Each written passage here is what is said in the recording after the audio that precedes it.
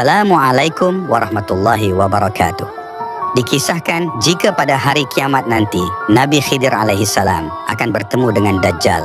Pertemuan antara Nabi Khidir dengan Dajjal di hari kiamat nanti akan menimbulkan peristiwa besar yang penting untuk diketahui oleh umat Islam.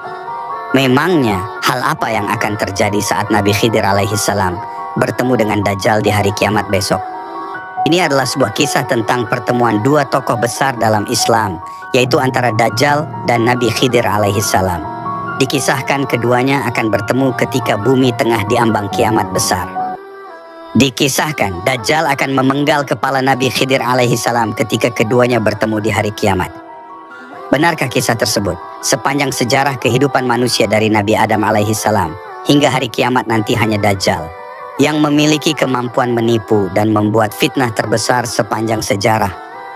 Sampai-sampai Nabi Shallallahu Alaihi Wasallam pernah bersabda, tidak ada satupun makhluk sejak Adam diciptakan hingga terjadinya kiamat yang fitnahnya lebih besar dari Dajjal. Hadits riwayat Muslim.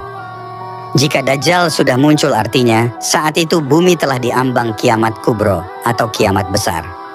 Saat ini Dajjal sedang dipenjara di suatu pulau dan menunggu untuk keluar. Tahu nggak apa yang ditunggu Dajjal ini? Dajjal ini menunggu bumi kita ini akan terjadi musim kemarau parah selama 3 tahun.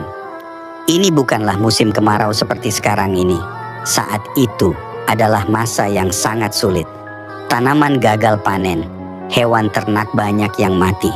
Secara tak ada air sama sekali yang menetes ke bumi. Tanah menjadi luar biasa kering dan tentunya suhu menjadi sangat panas. Pada tahun pertama musim kemarau, Allah Subhanahu wa Ta'ala perintahkan langit untuk menahan sepertiga dari hujan dan perintahkan bumi untuk menahan sepertiga tanamannya untuk panen dan berbuah.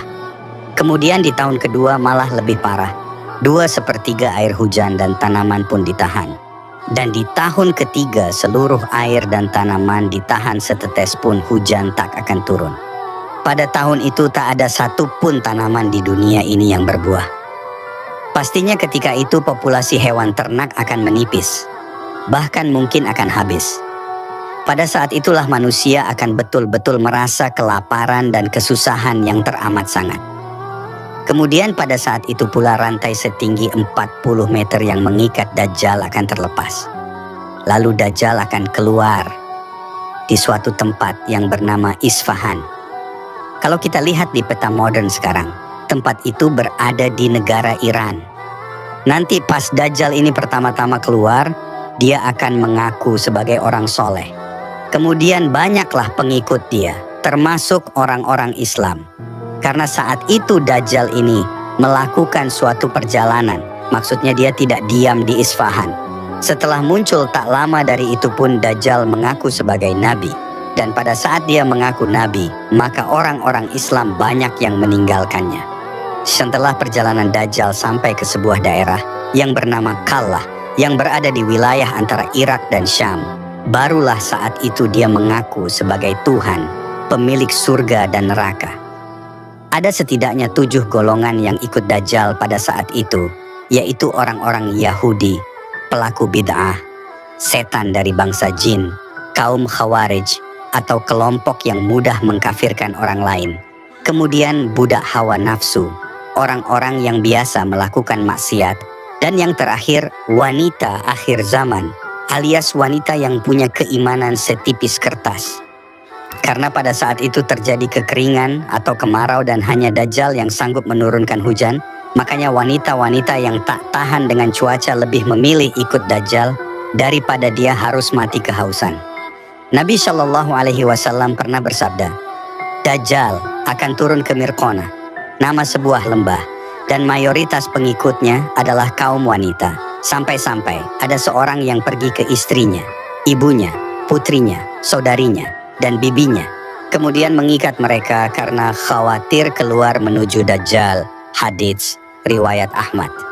Ketika itu Dajjal akan sibuk dengan perjalanannya ke sana kemari, sampai-sampai diriwayatkan tak ada satupun tempat yang tak dimasuki Dajjal. Jadi seluruh pelosok-pelosok negeri akan didatangi Dajjal untuk dia menebar fitnah sekaligus mencari pengikut. Hanya 2 kota saja yang Allah Subhanahu wa Ta'ala lindungi supaya Dajjal dan para pengikutnya tidak bisa masuk, yaitu Makkah dan Madinah. Dan hebatnya lagi, Dajjal mengelilingi seluruh bumi hanya dalam waktu 40 hari saja. Kemudian setelah fitnah Dajjal telah mencapai puncaknya, maka muncullah Nabi Khidir alaihissalam yang akan membongkar segala fitnah dan tipu daya dari Dajjal ini. Dan Nabi Khidir alaihissalam akan bersaksi dan meyakinkan kepada seluruh umat manusia bahwa inilah Dajjal akhir zaman yang sesungguhnya. Beliau akan menjelaskan segala kebohongan yang dibuat Dajjal. Setelah Nabi Khidir alaihissalam bersaksi di hadapan umat manusia, kemudian Dajjal memenggal kepala Nabi Khidir alaihissalam.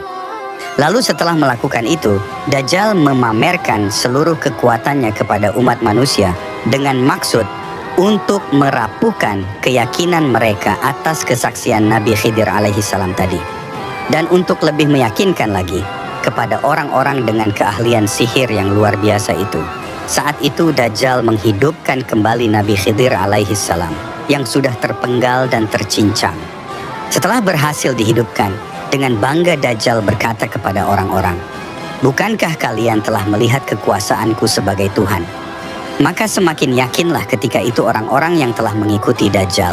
Mereka jadi betul-betul percaya kalau Dajjal yang ada di hadapannya itu adalah Tuhan. Lalu Nabi Khidir alaihissalam kembali menentang persaksian atau perkataan Dajjal tersebut. Beliau berkata, "Wahai umat manusia, dia tidak akan melakukan hal seperti ini terhadap seorang pun setelah aku." Kemudian Dajjal pun memenggal lagi Nabi Khidir alaihissalam untuk yang kedua kalinya. Namun atas izin dari Allah Subhanahu wa Ta'ala ketika itu, Dajjal tak mampu untuk membunuhnya dengan cara yang sama. Bahkan pedang atau gergaji pun tak sanggup untuk membunuh Nabi Khidir alaihissalam. Kemudian dikisahkan, Dajjal pun melempar Nabi Khidir alaihissalam ke neraka terakhir.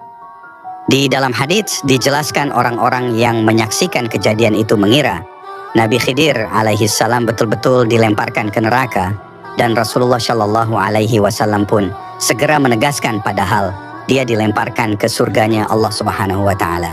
Derajatnya mulia dan dia adalah syuhada di sisi Allah. Setelah kejadian itu, barulah sebagian umat semakin yakin dan segera berbayat kepada Imam Mahdi.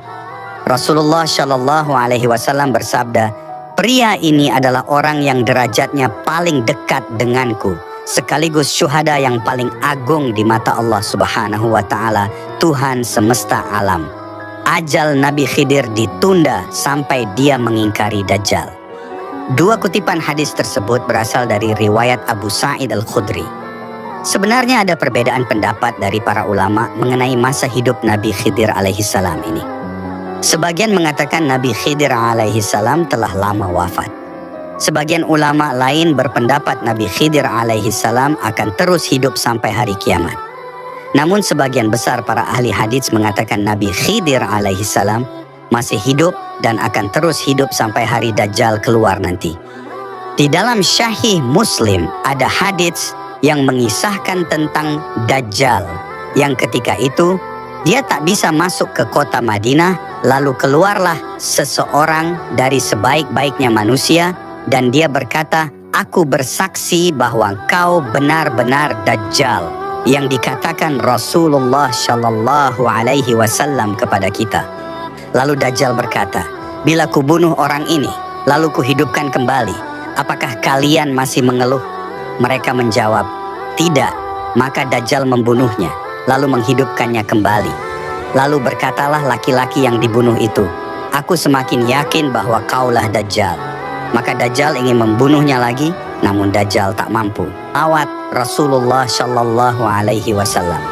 Ketika itu beliau Rasulullah tengah wafat. Maka berkata Sayyidina Abu Bakar dan Sayyidina Ali bin Abi Thalib, lelaki itu adalah saudara Rasulullah Shallallahu alaihi wasallam, yaitu Nabi Khidir alaihi salam. Nabi Khidir alaihi salam masih hidup sampai hari ini.